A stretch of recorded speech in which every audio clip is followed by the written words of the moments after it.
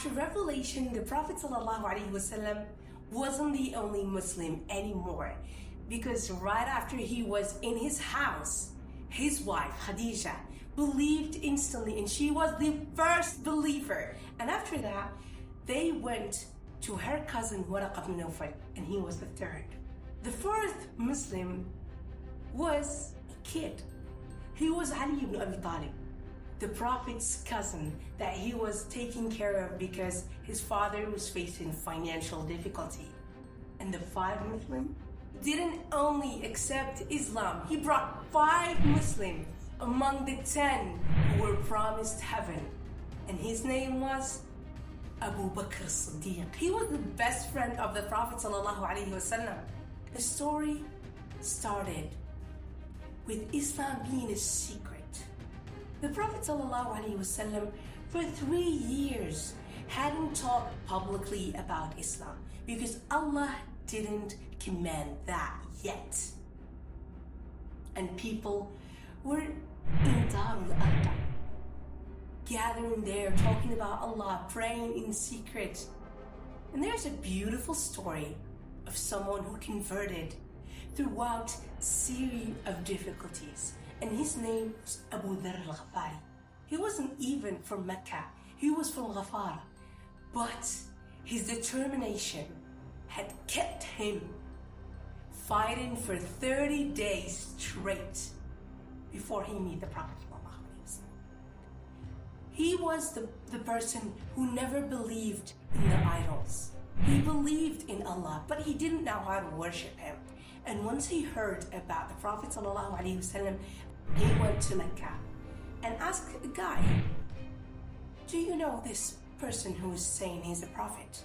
And this guy starts screaming, "Asabit, Asabit!" And people gathered around him and start throwing rocks and bones at him, and he was bloody from top to bottom. And he fled and went to Zamzam.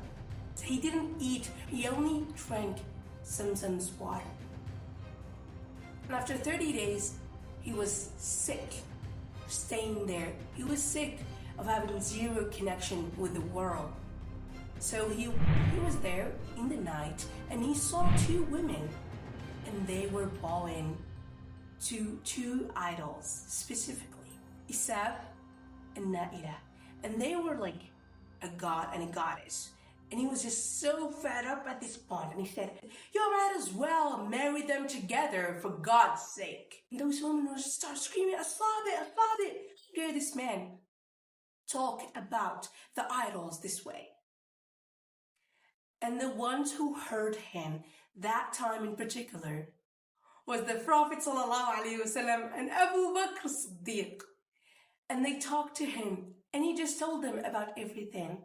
And after that, he converted to Islam. After all the difficulties, after that, when Allah commanded the Prophet ﷺ to spread the message among everyone, he told all the leaders in Mecca to gather up in the hill. He asked them, "What if I told you there's an army behind me?" The hill wasn't that high, and they could see the dust if that was true.